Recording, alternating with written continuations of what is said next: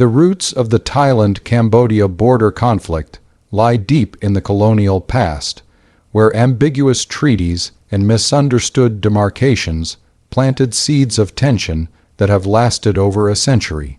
In the early 1900s, the French colonial authorities, who controlled Cambodia at the time, signed a series of treaties with Siam modern-day Thailand to define the boundaries between their respective territories.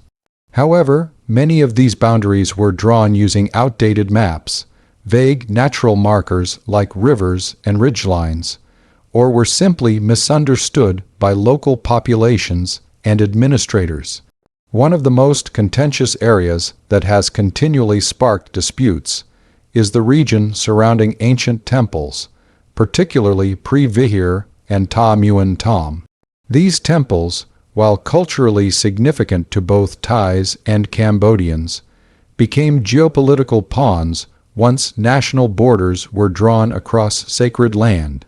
In 1962, the International Court of Justice (ICJ) ruled that Pre-Vihir Temple lay within Cambodian territory, a verdict that Thailand reluctantly accepted. However, the ICJ ruling did not clearly define ownership of the surrounding land, including access routes and adjacent ridges, leaving room for continued friction. This lack of clarity allowed both countries to deploy military forces near the disputed areas without technically violating international law. Yet it created a persistent risk of accidental or intentional clashes. The area around Pre-Vihir and Ta Muan Thom has since become a militarized zone, with both sides maintaining a visible presence of troops, artillery, and surveillance equipment. Nationalism further complicates the matter. In both Thailand and Cambodia, the temples are viewed not only as historical monuments, but as symbols of national pride and sovereignty. Political leaders and activists have often used border disputes as tools for rallying public support, especially during times of internal unrest or elections. Cambodian leaders have accused Thai forces of aggression and encroachment, while Thai officials claim to be defending their rightful heritage and territory.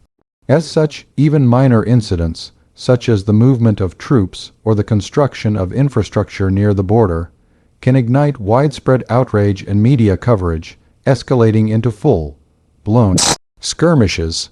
Previous flare-ups in 2008, 2010, and 2011 revealed how quickly tensions can escalate. During those periods, artillery battles caused casualties on both sides and displaced thousands of civilians. Attempts at negotiation through ASEAN and bilateral diplomacy have been sporadic and largely ineffective in producing long-term solutions. Each new skirmish brings renewed calls for clarity, arbitration, and cooperation. Yet the cycle of tension repeats due to the unresolved nature of the border and the strong emotions tied to it. The recent outbreak in July 2025 fits within this pattern, reigniting old wounds and highlighting the fragility of peace in the region. What makes this conflict particularly enduring is its symbolic dimension. The temples represent ancient civilizations, religious devotion, and architectural mastery, but they also sit at the heart of contested identity and sovereignty. Neither Thailand nor Cambodia wants to appear weak or concede ground, especially in areas tied so closely to national pride. Without mutual trust, clear demarcations, and a commitment to peaceful resolution, the dispute remains a powder keg liable to explode whenever political pressure builds or a misstep occurs on ground. The colonial-era borders may be old, but their legacy continues to shape the geopolitics and human suffering of the present. On the morning of July 24, 2025, the calm that once lingered over the border region between Thailand and Cambodia was shattered by the sudden eruption of gunfire and artillery shells. The initial clash reportedly began near the ancient temple of Ta Muan Tom, a contested site long symbolic of the uneasy peace between the two nations. Within hours, what may have started as a localized confrontation between border patrols quickly escalated into a full-scale military engagement. Thai fighter jets, including 6 F-16s, took to the skies and launched precision strikes against what were described as military targets across the border. In response, Cambodian forces retaliated with BM-21 Grad rocket fire and heavy artillery, targeting Thai positions and civilian infrastructure near the Surin and Sisaket provinces. The region, long caught in the limbo of unresolved territorial boundaries, became a battleground once again, echoing memories of past conflicts. The human cost of the fighting was immediate and severe. By the end of the third day, official reports indicated that over 30 people had lost their lives, mostly civilians, and more than 130 had been injured. Hospitals in Thailand's border towns were overwhelmed with casualties, and mobile emergency units were deployed to treat the wounded in hastily constructed shelters. Cambodian authorities reported similar damage, including structural damage to homes, religious sites, and a major hospital in the province of Adar Minchi, which had to be evacuated. Schools closed abruptly, and public buildings were repurposed as makeshift clinics and displacement centers.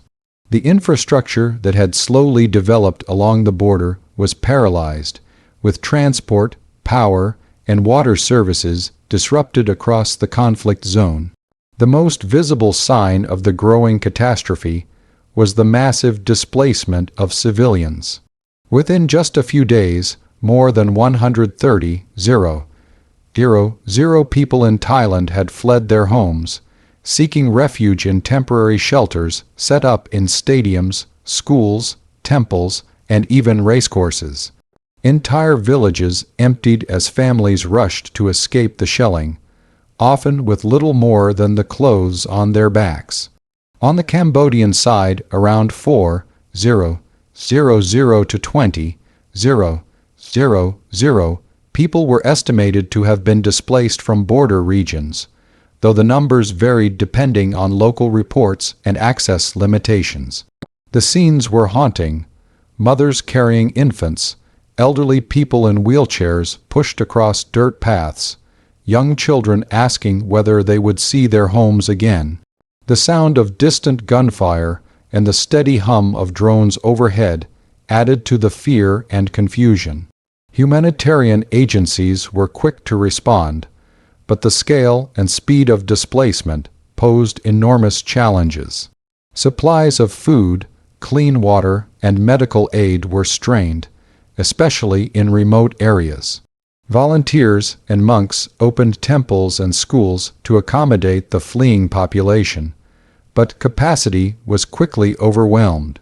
The Thai Red Cross, along with military relief units, distributed aid packages, but coordination was hampered by ongoing clashes and road closures. In Cambodia, the government activated emergency response plans, but poor infrastructure and limited resources meant that international organizations like the UNHCR and World Food Program had to intervene to provide immediate assistance. Displaced persons found themselves living in overcrowded shelters with limited sanitation, no electricity, and the constant threat of further violence. The psychological impact of the conflict was profound. Many of those displaced had vivid memories of the 2008-2011 border clashes and felt betrayed by what they thought was a lasting peace. Parents struggled to explain the sudden chaos to their children, while community leaders spoke of their frustration and sadness over the seemingly endless cycle of violence. As news of the clashes spread across national media, emotions flared on both sides of the border. Cambodian officials accused Thailand of violating sovereignty and using excessive force, while Thailand claimed it had acted in self-defense following provocations and border incursions. The war of words only deepened the sense of grievance among civilians who bore the brunt of the violence, but had no control over its cause or resolution. The displacement crisis also brought into focus the vulnerability of communities living in contested zones. These are people who, for decades, have had to live with uncertainty, sometimes classified as citizens, sometimes not, often overlooked by development programs and excluded from political representation. Their lands are often tied to both spiritual heritage and agricultural survival. Losing access to those lands, even temporarily, meant losing not just property, but identity and livelihood. The temple regions, while politically sensitive, are also economic lifelines due to tourism and cross-border trade. When the conflict broke out, all of that came to a sudden halt, devastating local economies that were already fragile. This escalation of violence and the sweeping human displacement it caused demonstrated how quickly border tensions can spiral into humanitarian disasters. The lack of a clearly demarcated boundary, combined with decades of unresolved grievances and military posturing, created conditions where a single skirmish could ignite an inferno. Despite prior warnings, calls for dialogue, and past ceasefires, both nations found themselves locked in yet another round of destruction. For the civilians caught in the middle, the border is not merely a line on a map. It is a source of anxiety, fear, and trauma that recurs every time diplomacy fails. The recent border conflict between Thailand and Cambodia not only reignited long-standing territorial disputes, but also triggered a dramatic political upheaval within Thailand itself. Just as tensions flared at the frontier, a parallel crisis was unfolding in Bangkok, one that would expose the fragility of Thailand's domestic political landscape and cast doubt on the leadership's ability to navigate a volatile regional crisis. At the center of the political storm was Prime Minister Paetongtarn Shinawatra, who had been in office for less than a year when the conflict erupted. Her government was already facing criticism over economic stagnation and inflation, but the situation took a dramatic turn when a leaked audio recording surfaced allegedly featuring a private phone call between her and former Cambodian Prime Minister Hun Sen. The recording, circulated widely on social media and broadcast by opposition-aligned media outlets, appeared to suggest coordination or back-channel discussions between the two leaders at a time when tensions were escalating along the border. Whether or not the audio was authentic became secondary. The political damage was immediate and far-reaching. Accusations of secret diplomacy, collusion, and betrayal of national interests swept through the Thai parliament and media landscape. Opposition parties seized the opportunity to call for a vote of no confidence, branding the leak as evidence of the Prime Minister's disloyalty and unfitness to lead during a national security crisis. Nationalist groups staged protests in Bangkok, waving Thai flags and chanting slogans condemning both the Cambodian leadership and their own government for perceived weakness. The coalition that had supported Paetongtarn began to unravel under pressure. The Bumjithai Party, a key partner in the governing alliance, withdrew its support in protest over what it claimed was the mishandling of the border crisis and a lack of transparency regarding foreign policy decisions. Their exit left the ruling party without a parliamentary majority, triggering a political vacuum at a moment when stability was most needed. In a matter of days, Thailand transitioned from confronting an external military threat to facing a domestic leadership crisis. The Constitutional Court swiftly suspended Paetongtarn from her duties pending a formal investigation, and her deputy stepped in as interim leader. However, the damage to the government's credibility and unity had already been done.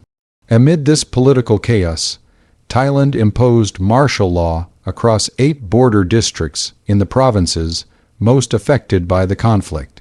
While officially framed as a security measure to protect civilians and maintain order, the move was viewed by many critics as an attempt to reassert control and silence dissent. Curfews were enacted, checkpoints were established, and media coverage of the conflict was tightly regulated. Civil society organizations raised concerns over press freedom, arbitrary detentions, and the militarization of public life in the conflict zones. Meanwhile, members of the public grew increasingly uneasy, unsure whether the government was prioritizing national defense or political survival. The political turmoil also strained Thailand's diplomatic posture. With the executive branch paralyzed and key ministries in transition, Thailand struggled to present a coherent response on the international stage. Calls from ASEAN for de-escalation and mediation were met with delayed responses. Some neighboring countries expressed concern over the lack of stable leadership in Thailand during a period of heightened regional tension. Cambodia, capitalizing on the moment, issued a series of strong statements framing Thailand as the aggressor and questioned the legitimacy of its political leadership. This further complicated efforts at negotiation, as diplomatic channels were now not only frozen by war, but also undermined by internal disarray. For the Thai people, the events of July 2025 served as a stark reminder of how vulnerable democratic institutions remain in times of national crisis. The intersection of military conflict and political scandal eroded public trust and reinforced a long-standing narrative in Thai politics that political instability often accompanies or even triggers external confrontation. Analysts pointed out that this was not the first time a military standoff with a neighboring country had been accompanied by or exploited for domestic political purposes. In fact, national security issues have historically served as tools for consolidating power or diverting attention from domestic challenges. But this time, the tactic backfired, creating more instability rather than less. The fallout from the conflict left Thailand at a crossroads. With its leadership weakened, its citizens divided, and its borders still simmering with tension, the nation faced the dual challenge of restoring political order at home while negotiating peace abroad. How Thailand emerges from this crisis will depend not only on resolving the immediate conflict with Cambodia, but also on rebuilding confidence in its democratic processes and reestablishing transparency in how foreign policy is conducted. In a world where domestic and international politics are increasingly intertwined, Thailand's experience stands as a cautionary tale of how fragile leadership and unresolved historical grievances can converge into a perfect storm. The border conflict between Thailand and Cambodia in July 2025 did not remain a bilateral affair confined to military skirmishes and political tensions. Its ramifications quickly extended beyond the immediate region, drawing in neighboring countries, international organizations, and global powers, all of whom recognize the potential for wider destabilization in Southeast Asia. The rapid escalation of hostilities, combined with the humanitarian crisis, political fallout, and allegations of war crimes, triggered a flurry of diplomatic activity aimed at de-escalation. Yet, despite swift expressions of concern, the crisis exposed the limitations of regional and global frameworks in addressing sudden, high-stakes conflicts rooted in complex historical grievances.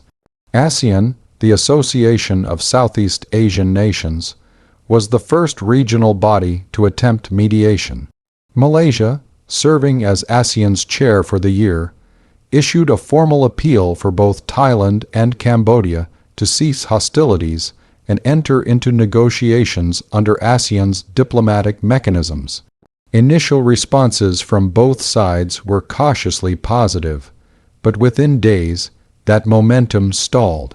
Cambodia accused Thailand of dragging its feet and continuing military operations despite international pressure, while Thailand insisted it would not negotiate under duress or respond to what it described as manipulative rhetoric from Phnom Penh. ASEAN's principle of non-interference, a cornerstone of its diplomacy, became both a strength and a weakness. It allowed for informal talks and quiet diplomacy, but it also limited the organization's ability to enforce or even strongly advocate for immediate action when tensions remained high. As ASEAN struggled to gain traction, the United Nations stepped in. The Security Council held an emergency session to address the deteriorating situation, with UN envoys expressing deep concern over the rising death toll and the growing number of displaced civilians. Statements from the Secretary General emphasized the need to protect civilian populations and called for the establishment of humanitarian corridors. However, no binding resolution was passed, partly due to the geopolitical interests of major powers and the UN limited jurisdiction over bilateral border disputes that have not been formally internationalized.